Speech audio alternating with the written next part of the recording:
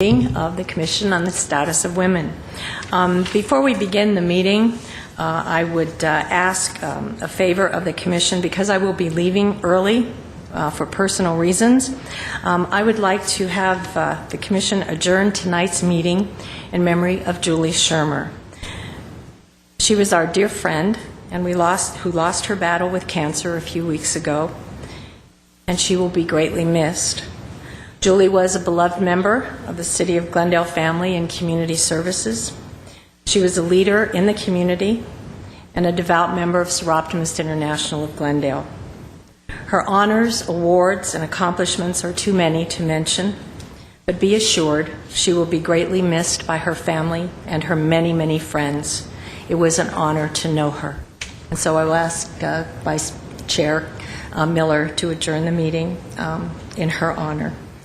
Thank you for your indulgence. Ms. Baboumian, roll call, please. Commissioner Alcazar? Present. Commissioner Burns? Present. Commissioner Garsavanian? Vice Chair Miller? Present. Commissioner Sarukanian? Present. Commissioner Toshchin? And Chair Devine. Present. Next item, please. At 1A is the report regarding the posting of the agenda. The agenda for the July 9 meeting was posted on the bulletin board outside of City Hall on or before July 6, 2012. Thank you. Next item. At 2 is introductions and presentations. At A, we have advanced healthcare directives and long-term care issues being presented by Attorney Catherine Van Houten. Kathy is an attorney with Ersfeld & Younger in Glendale.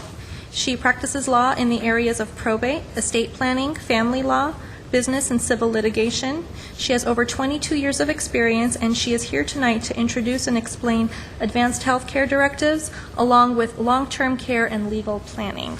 So, welcome, Kathy. Thank you. She said, I'm Kathy Van Houten. I am a lifelong Girl Scout, and as a Girl Scout, I know that you need to be prepared. So I want to go through and show you a way to be prepared, what you can do to best plan for your own incapacity. Do you want other people to make decisions for you? Or do you want to make the decisions and let other people know ahead of time? So what can you do to best plan for your incapacity? The best tool for medical decisions is called an advanced health care directive. Now, it used to be called Power of Attorney for Health Care, and actually the Advanced Health Care Directive still includes a Power of Attorney for Health Care. You have to decide when you fill out a Power of Attorney for Health Care, who do you trust to make decisions for you? Could be your spouse, could be a sibling, could be an older child. What do you want? Do you want your life to be prolonged as long as possible, or do you want there to be some limits? And what does your doctor or the hospital require?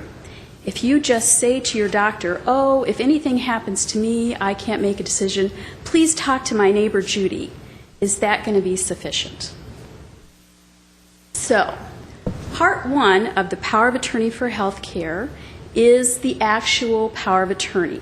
So you have to, in writing, put whom you want as your agent. Now, for most people, it's their spouse as their first alternative. And then you should also have a second alternative, because it's possible that this advanced health care directive is going to last for a long time. You're going to live a nice long time. So you want to have an alternate as well. The first part of the advanced health care directive power of attorney also says, do you have any special directions? Do you want to tell your agent you are limited to do these particular things? It also wants to know if you want the authority to start now. And that's very important, because a power of attorney for health care would normally start when you are incapacitated. So if you go into a coma, you're in a car accident, something so that you can't express your own wishes, the power of attorney would go into effect. On the other hand, if you check the box that it starts now, that means you already think, maybe I'm not making the best decisions. I should have the person whom I trust talk to the doctor. Then HIPAA. That is the Health Insurance Portability and Accountability Act of 1996. That act was created to protect your privacy. Now, in most cases, the doctor will say, okay, I'll talk to your spouse, I'll talk to your family. But if you want to protect the doctor and the hospitals who are very concerned about protecting your privacy, then a power of attorney for health care does allow, in writing, your doctor, the hospital, to speak to the people that you nominate as your agents. And so that may put the hospital's mind at ease that they have permission to talk to the person you've designated. Post-death authority. The power of attorney for health care also is available right after you die. Who decides which funeral home you go to? Who decides what happens immediately after you die?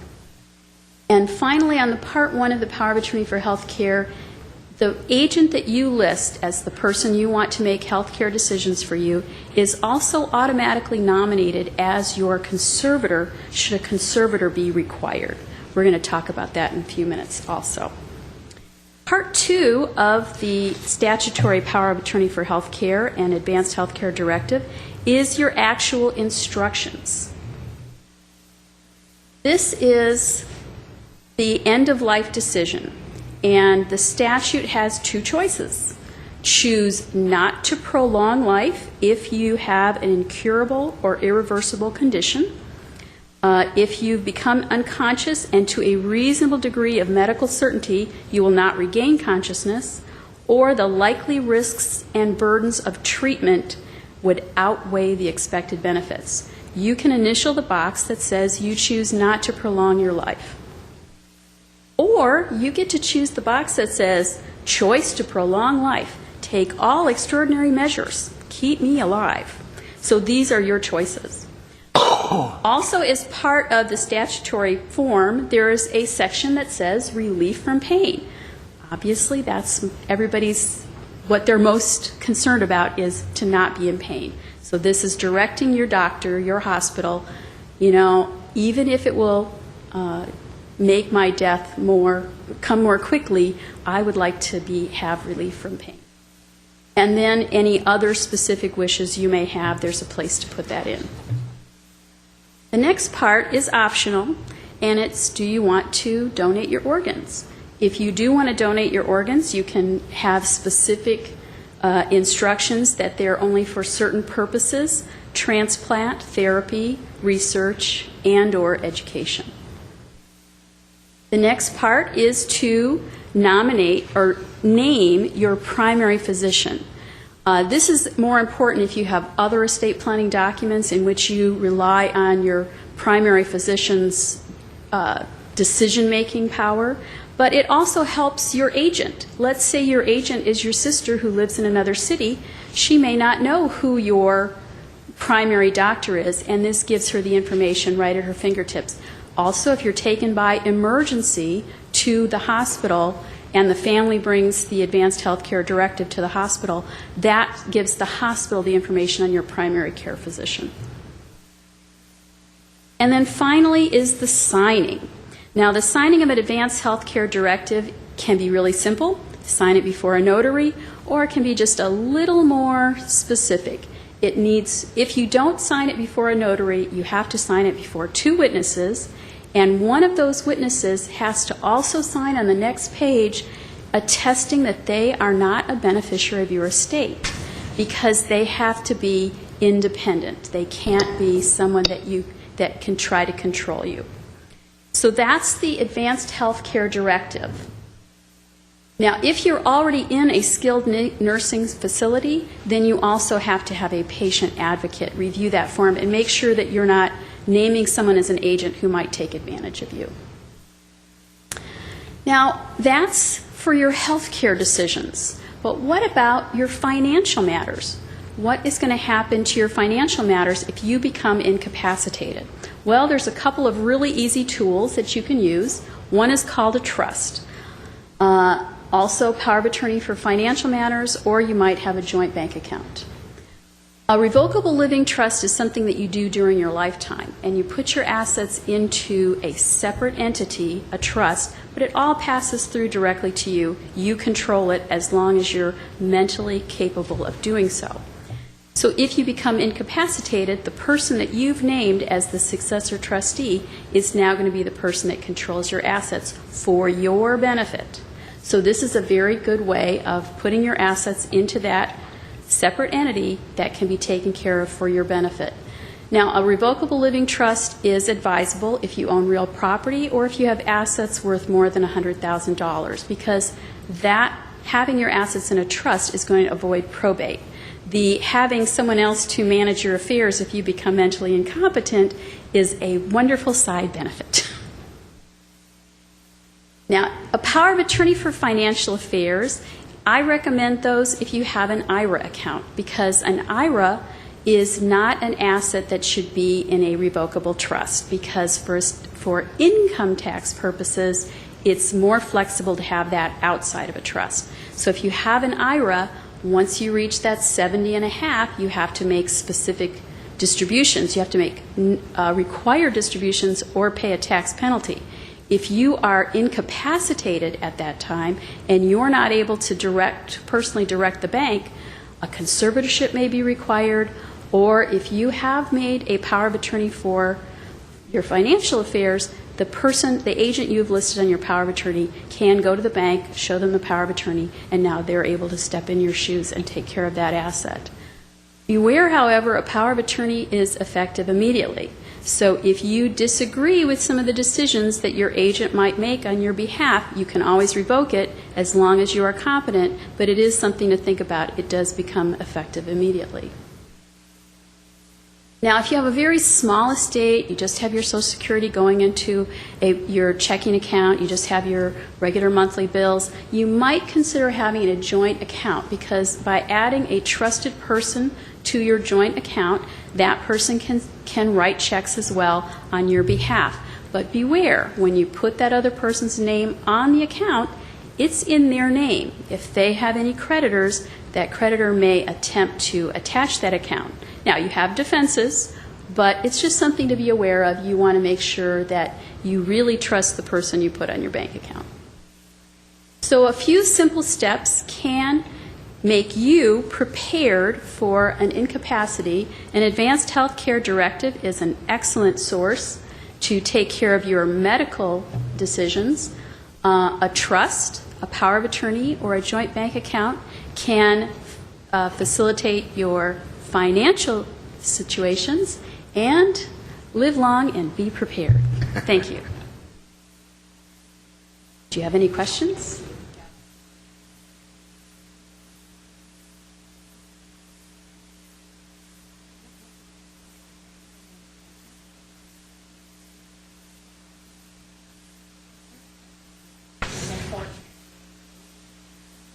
Yes.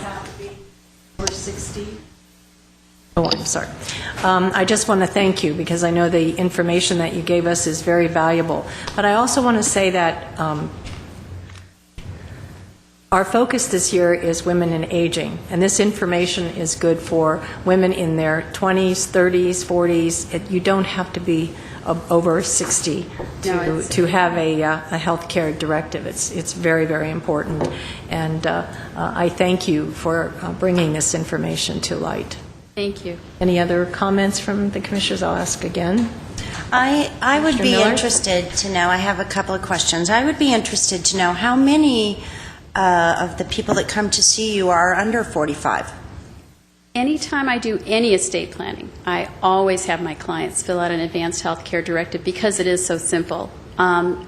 Many people that come to see me are planning retirement and doing estate planning. However, we also have people who've just had a baby, are starting to make some plans to make sure that they are prepared for their children and they have guardians named and things like that.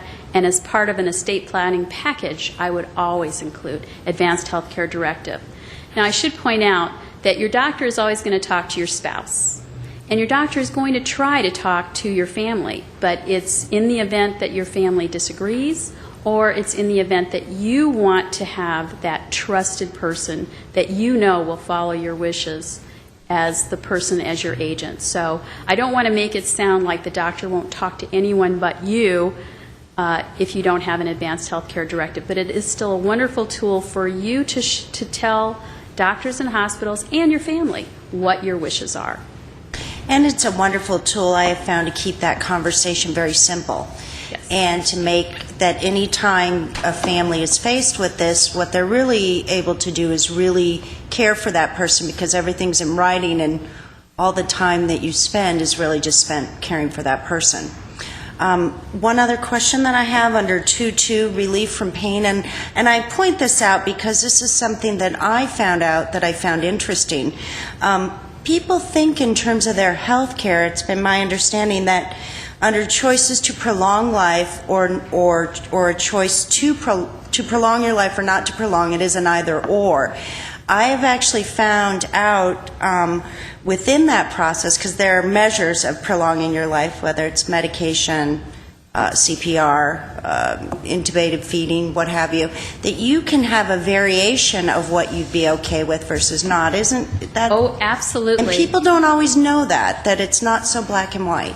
It is not black and white, and as an attorney, that's not something I go into a great deal of detail with my clients. On the other hand, I do say, look at the form, think about what you want. I have had clients who are in the medical profession who did actually identify, please hydrate me, please continue nutritional drips, those types of things when they know the specific things that might be withheld and they think they add to the quality of life. But that's really a decision for you and your doctor.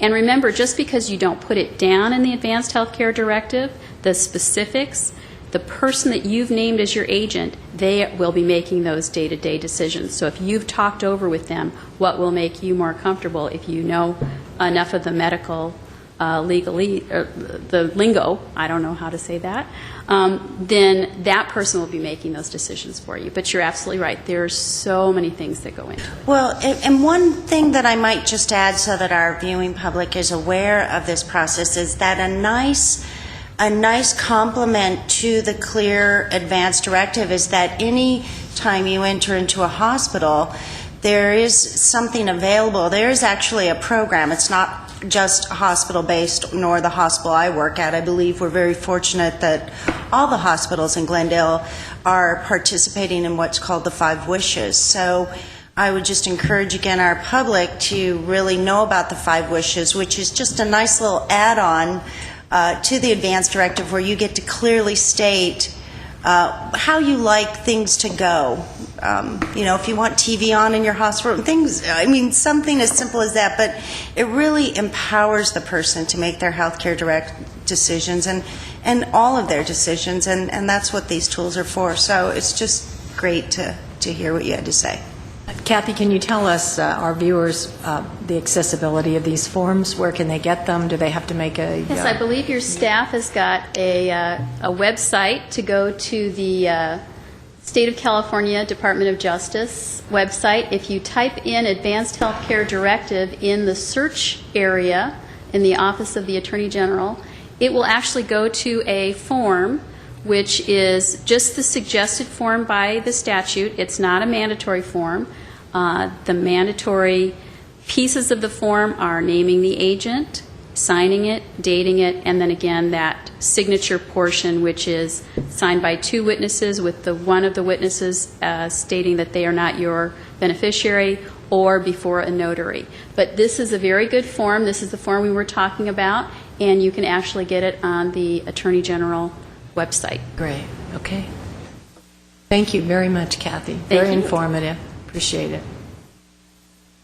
Okay, next item, please. At 3 is oral comment. Discussion is limited to items not a part of this agenda. Time is limited to an amount to be set by the chair. The commission may question or respond to the speaker, but there will be no debate or discussion. Staff may refer the matter to the proper department for investigation and report. Okay, I have one card from Sharon Weissman. You have about 5 minutes, if you like. Thank you. Chair Devine, commissioners, and those listening. I'm Sharon Weissman from Far North Glendale. and I'm here to invite you to a screening of the film Mother Caring for 7 Billion. The Pasadena Glendale chapter of Population Connection and the Glendale Human Relations Coalition presents 2 free public screenings of the award-winning documentary Mother Caring for 7 Billion. The first showing is Tuesday, July 31st, starting at 12 noon at Pasadena City College, 1570 East Colorado Boulevard in Pasadena, in the Circadian Room CC building in the northwest corner of the campus, near the corner of Colorado Boulevard and Hill Avenue. Parking is available in open lots on the southern portion of the campus. Daily permits may be purchased from dispensers located in lots, and they accept coins or dollar bills. The Glendale event is Friday, August 10th, starting at 7 p.m. at the Glendale Central Library Auditorium, 222 East Harvard Street, Glendale, and 3 hours free parking are available across the street at the Marketplace parking structure with validation at the loan desk. This hour-long film explores the connection between human overpopulation and the health of Mother Earth and illustrates how caring for human mothers helps the planet. Girls who are educated tend to marry later and have smaller families. They raise healthier children who contribute to society. Both screenings are free and open to the public and include light refreshments. Following the movie, we'll have a brief discussion of the material presented and opportunities to write your elected representatives about this vital environmental issue.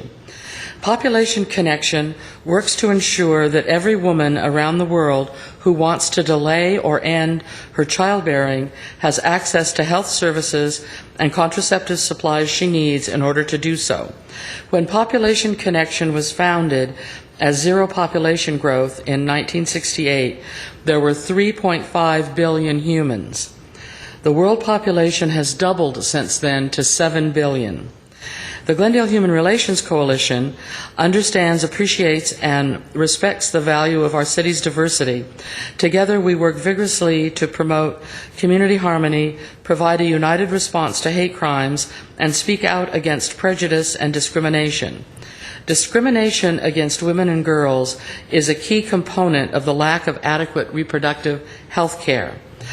Please share these flyers for you. With anyone who may be interested, and we would especially appreciate attendance by any of the commissioners. Thank you very much for your time this evening. Okay, and Glendale was August the 10th? Yes, At 7 p.m. That's a Friday evening at 7 p.m. at the Central Library. And I hope to be back next month to invite you to another event. The Glendale Human Relations Coalition had a successful teen dance at Giggles on solstice, whatever that was, June 20th, and we had 200 wristbands, and we ran out. So we had more than 230 young people come to dance, and with no difficulties. And if we can verify with the Giggles ownership, the next one will be August 16th, just a few days before the school term starts for Glendale Unified on the 20th. And we love, especially for our student members, to spread the word, because we'd like to have lots of fun interactions with all the various types of young people that we have in Glendale. So, Well, congratulations on that. That's terrific. Yes, Glad we to had hear no that. idea. Yeah. Many of us don't. Right. My son's 45. I don't know what kids are doing these days. Well, but- I heard you promoting it on City Council, and I thought, okay, we'll see how many are listening. And but it's wonderful. We were Wonderful. delighted that many young people, some The even came parents. to get in line early, and they were, texting each other and showing up all evening long, and Great. we had no difficulties at all. And Okay, well, come back next month. Other than my ears, I'm not into Yeah, right. techno dance music, but it was good to see the kids doing it. Terrific, great, thank Thank you. you. Thank you, Sharon. Next item, please.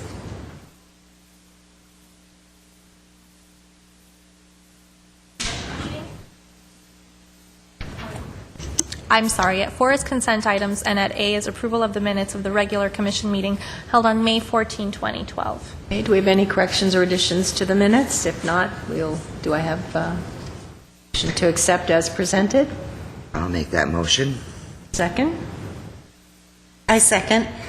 It's going to be the two of you tonight, ladies, so, okay, we have unanimous consent on that. Next item, please.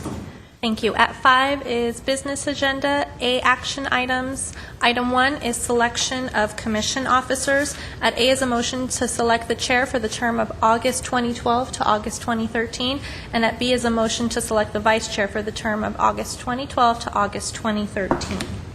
Okay. A brief report. if you Yes, would. please. Chair Report. Devine, members of the commission, staff respectfully recommends that the commission on the status of women select a chair and a vice chair for a 12-month term from August 2012 through 2013. The process that's described in the report for the selection of chair and vice chair is consistent with Robert's Rules of Order and city practice. This is the process that has been used in the past, but the commission could, by majority vote, decide to use a different process if you wish, as long as it abides by Robert's Rules of Order and is legally permissible. For nominations, after the agenda item has been introduced, which it has, the chair shall open the floor for nominations for position of chair and receive nominations from the commissioners. A commissioner may be nominated by another commissioner or may nominate him or herself. The motion to nominate an individual does not require a second. Once all the nominations have been made, the chair will close the floor to nominations. At this point, once the floor has been closed to nominations, if the nominees would like to make a statement, they can. It is not required. And the motion would need to be by a motion for if you would wish to hear a statement by the nominated commissioner. And once nominations and statements have been received, the selection of an officer is decided by a majority affirmative vote of the quorum. At this point, it would be three. It is two, but it does actually require 3 affirmative votes per the Glendale Municipal Code by the Commission. Any action requires 3 affirmative votes. So, although 2 of you do constitute quorum, we would need no. Okay. Okay. So, voting is conducted generally as a roll call vote. If there's only one candidate, a yes or a no would suffice for roll call. If there are 3 affirmative votes, the candidate will become the chair. No further votes will be taken. And if the candidate does not receive the affirmative votes, we can go forward. If there are multiple nominees, the commissioners may say the name of who they wish instead. And once the chair has been selected, we will move on to the vice chair. The current chair, Devine, you would still continue to chair the meeting. Correct. As the elected chair and vice chair will take office as of August 1st, 2012. Okay.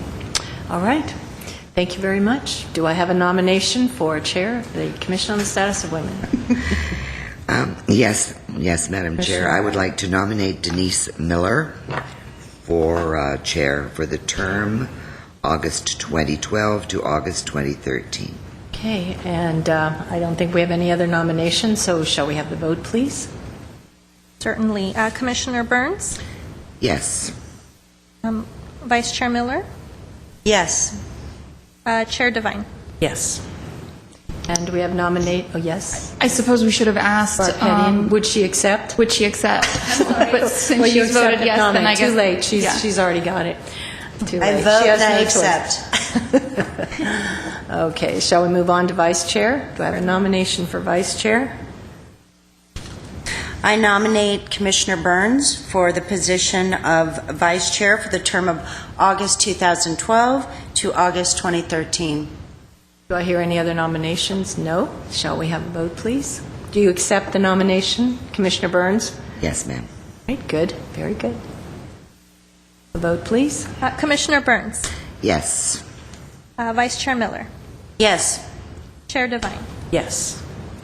And in conclusion, I just would like to say that it's been my honor to be the chair for 3 years, and I look forward to your fresh ideas, new ideas for the commission, and I know you'll do your best to keep the commission working very hard on the awareness programs and empowerment programs that we have. So good luck and congratulations to both Thank of you.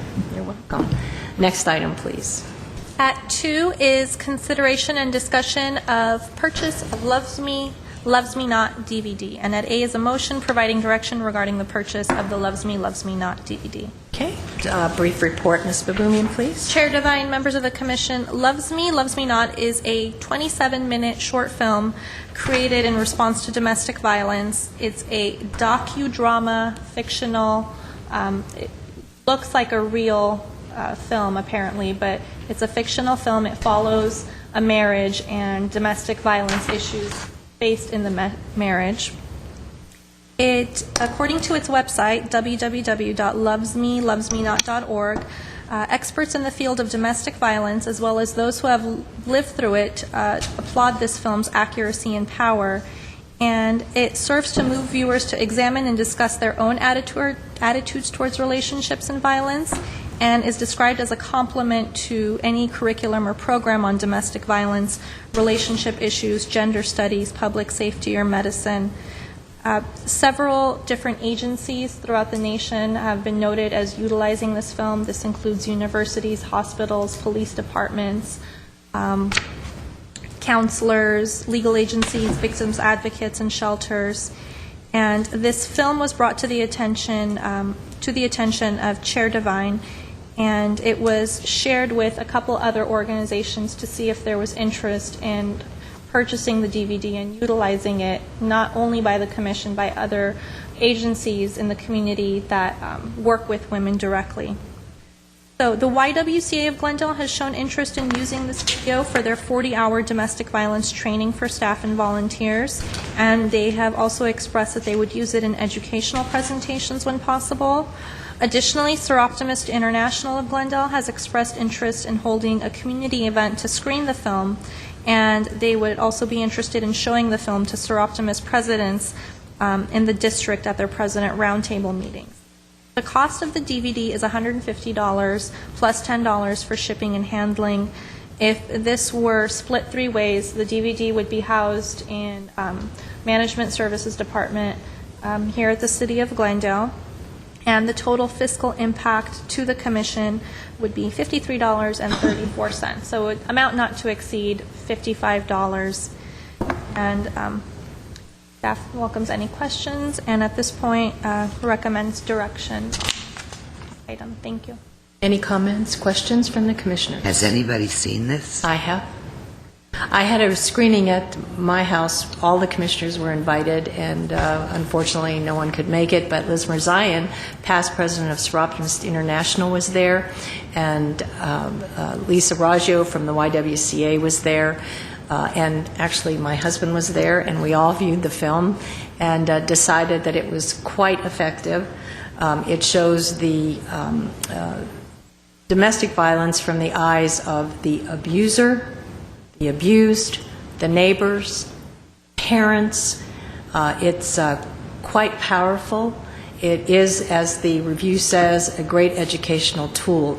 The idea of us having this film, and I mentioned this to Sharon Weissman as well, is the fact that if we purchase this film, between the 3 of us, the YW, the Seroptimist, and the Commission, we will be able to loan this film to anyone in the community, groups that would like to show the film, that would like to try to educate more women or families, husbands, men need to see this film as well.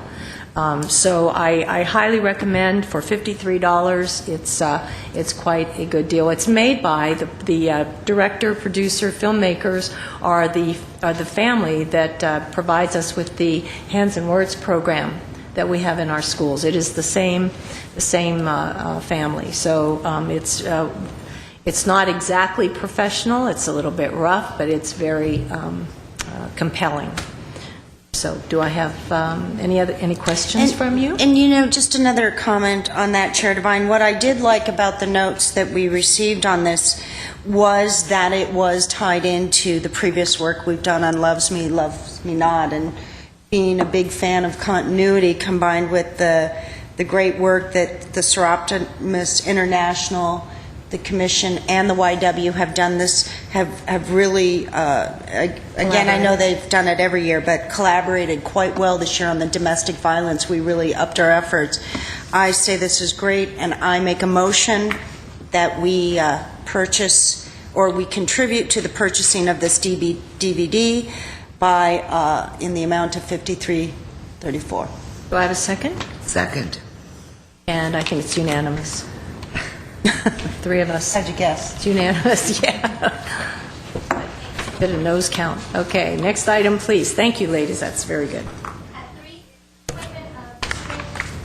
At 3 is appointment of screening and selection committee for the 2012-13 student ex officio members. And at A is a motion appointing 2 members to the screening and selection committee. A brief report, Chair Devine, members of the committee. Please. Back in April 2004, pursuant to the Glendale Municipal Code, the Commission had adopted a resolution which established the qualifications, term, procedures, standards, and rules for the appointment of 2 student ex officio members. In 2012, the Commission adopted another resolution which maintained the qualifications, term, procedure, standards, and rules for the appointment, but altered the time frame so that the term of the student ex officio members would run from September of one year to August of the next year, concurrent with an academic calendar to better suit the schedules of the student ex officio commissioners who go on to different schools. So staff distributed the student ex officio applications to all the high schools in Glendale, along with Glendale Community College, as well as to service and cultural organizations. The application deadline was Friday, June 29, and a total of 7 very solid applications were received. The Screening and Selection Committee has, by precedent, selected the student ex officio members to serve on the commission, and it is recommended that the Commission establish a 2012-13 Screening and Selection Committee to select the upcoming student ex officio members. The Commission may appoint 2 commissioners to serve on the committee, and in addition, student ex officios, usually it's been 1 student ex officio, has also served on this committee to provide input and a different kind of an insight. At this point, there's no Brown Act violation for a student ex officio to join, but the insight is greatly appreciated. And once the commissioners are appointed, packets of the submissions will be prepared and distributed to the committee for review, and it's anticipated that no more than 1 meeting of the committee would be needed to come to consensus after applicants have been interviewed. The new student ex officio members would be appointed to their positions at the September 2012 meeting and serve in that capacity through the August 2013 meeting. That concludes staff's report, and staff respectfully recommends that the Commission on the Status of Women appoint members at this time. Okay, very good. So the way I see this, there is no immediate rush to get this done, but that we should wait for the gentleman to be here for the vote or the volunteering. But if we have 2 commissioners tonight that would like to volunteer to be on this committee to select the ex officios, do we have volunteers?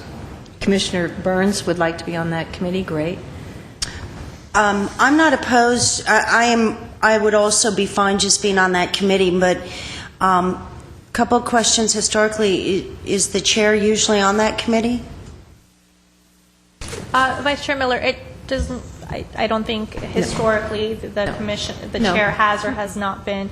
It is at the pleasure of the commission who Then, serves. okay, then if we are okay with this today, I would almost rather wait till we have all commissioners present to establish. In that case, I'll volunteer to be on that Great. committee.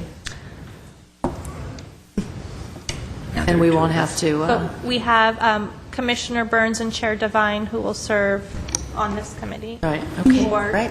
Or You need a motion. so which we can either take the motion to move forward with the committee or to hold off till the next meeting. Well, do you want to just take a vote on each? Yeah. You don't need to separate them. You can Oh. move, just like the agenda item states, you can move to appoint need a motion. Commissioners Burns and Chair Devine to the Screening and Selection Committee. Oh, okay, I thought. Then I make a motion that we go ahead and have Commissioner Burns and Chair Devine move on to the selection committee and the screening committee for the student ex officios. Okay, thank you. Next item. And you need a second? Oh, second? Oh, sorry. Second. Second. Second. And I guess we have unanimous consent. And Chair Devine, members of Yes. the commission, if either of the student ex officio commissioners would like to be on the committee, they can certainly serve on the Volunteer. committee. Would either one of you like to do that? Either of us, I think we're both interested. so- It's open to one or both, and Oh, okay. Okay. I can include both student ex officio commissioners on the email to coordinate the packets and the interviews. Great. All right. Thank you very much. Good girls. Thank you. Next item. At 4 is consideration and discussion regarding a wine and cheese fundraiser, and at A is a motion providing direction regarding the fundraiser. Chair Devine, members of the commission, this is an oral report, and it wasn't put in writing simply because it's an idea to present to the commission to see if the commission would like to move forward with it or not. It was the idea of Commissioner Toshchin, who unfortunately couldn't be here this evening, to host a wine and cheese fundraiser for the commission. And in talking to various members of the community, Lexus of Glendale had expressed interest in hosting this event. And while really nothing has been firmed up, staff's understanding that this would be an event to include about 100 to 150 people, tickets pre-sold. The wine and the hors d'oeuvres would be secured via donation, possibly have some entertainment at the event, and essentially, I'm not sure what the price range would be for the tickets, possibly in the $50 to $100 range, and have this event on a Friday evening. It sounds like from Lexus, Friday evening is preferable, and having this in the mid to late September was the idea of Commissioner Toshchin, but he really wanted to present this to the entire commission, get some sort of feedback and direction. Thank you. I would like to make a suggestion that since Commissioner Toshchin isn't here, and there are only three of us, that we table this until next month. And actually what I'd like to do is, since the rest of the agenda is simply approval, I would like to call an adjournment of the meeting at this point, if that's okay. Are you looking to continue the other two items? Yes, to continue to the a other, different meeting? to continue the last three items until next month. And so the last three items being The Jules budget. we this can one do- that we're discussing, then the two reports, which would be the master calendar. Exactly, and the Jules. Yes, those three. So you'd like to have those put to different Till next month. Just hold them over until next month, and we can discuss them when we have hopefully better attendance. And Any objection? okay. Are there any objection to that? Any objections to that? No objection to that portion, but in terms of going to adjournment, will we get to make commissioner comments before we adjourn? And we have no one here from the public who wants to speak on those items either, so. Right. Okay. All right. So then we'll go to the last item, which would be commissioner comments. Okay. Thank you. Commissioner Alcazar. Okay. As you may or may not know, I graduated on May 18, 2012 from Holy Family High School College Preparatory, and I had the honor of receiving the most prestigious award, which was the Leadership Gold Award, also known as the Gale Award. And this fall, I will be studying at UC Irvine with a major in criminology, and I look forward to going straight to my master's right after finishing my bachelor's degree. I would like to thank the Commission for making the last year of my high school career a very informative and inspiring one, because seeing each of the commissioners and my fellow student ex officio, along with the staff members, I've grown to become more inspired and more inspired and just more driven to serve my time and effort in order to create awareness for things regarding domestic violence, to our own awareness about our mental health and physical health. So just a little thank you and to show my gratitude for the Commission. And that's about it. Thank you. Commissioner Burns. Thank you. Well, this past month, two ladies have left Glendale that we certainly counted on. and who did a tremendous amount of work. That would be Camille Levy from Glendale Healthy Kids and Dr. Don Lindsay from Glendale Community College. I'm sure that the entire city is going to miss them a great deal. Also, I remind everyone that there's a luncheon coming up. Glendale Youth Alliance's 19th annual lunch will be coming up on the 11th at a new I'm not sure whether tickets are still available. Are they? I think not. I think they're already doing the seating. Think they're sold out? Well, then... I don't know for sure. If anyone has an interest, I'm going to give a phone number. However, it may very well be sold out by now. That would be 818-548-2714. This was a fabulous luncheon last year. Very interesting. And a lot of awards are going to be given by GYA to partnerships that they have in the community. Then Business Life magazine is saluting Women Achievers 2012.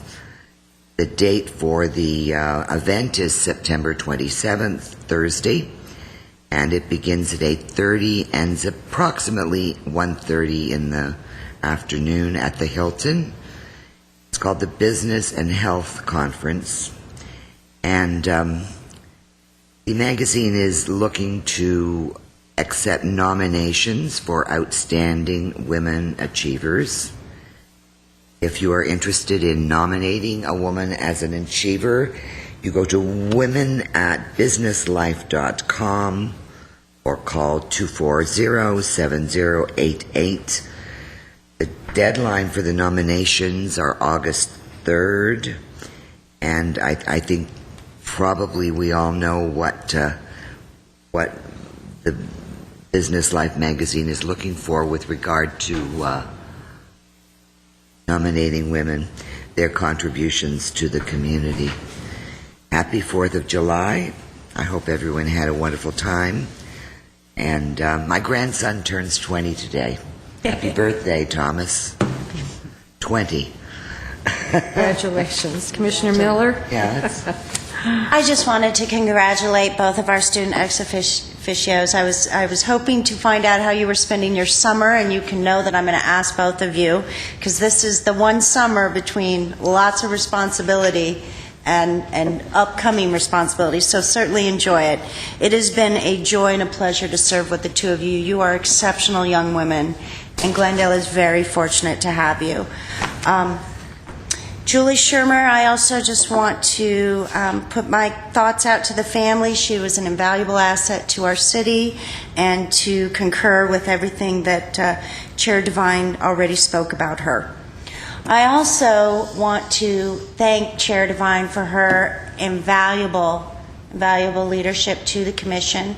And it's going to be a hard act to follow. I'm not sure that I wanted to be the chair directly following you, but I will definitely do my best. It's an honor to serve with the other commissioners that are here, and it's just a great honor to be a part of the City of Glendale. Last but not least, because we are in the health, our theme this month is on aging and health, or this year, is to just remind everyone as the weather increases to drink lots of water, to stay hydrated, and to keep cool and to pace yourself as you're going about the days. This week it is especially expected to warm up, so if you see people out there who need a little help or they need some water, make sure that we all do that as well. And that's it. Thank you. Mr. Sarakanian? Well, I would also like to say thank you to the Commission. As my fellow student ex officio Commissioner Alcazar said, I also graduated from high school this year from Clark Magnet High School on June 14th. And it's been a great experience working with the Commission, and I'm actually going to be studying locally at Glendale Community College for now, so I'm looking forward to keeping in touch with the Commission and still working with the City of Glendale. Staff? Just a very brief comment. The Commission is still accepting applications for Session 2 of Camp Rosie, which starts July 30th.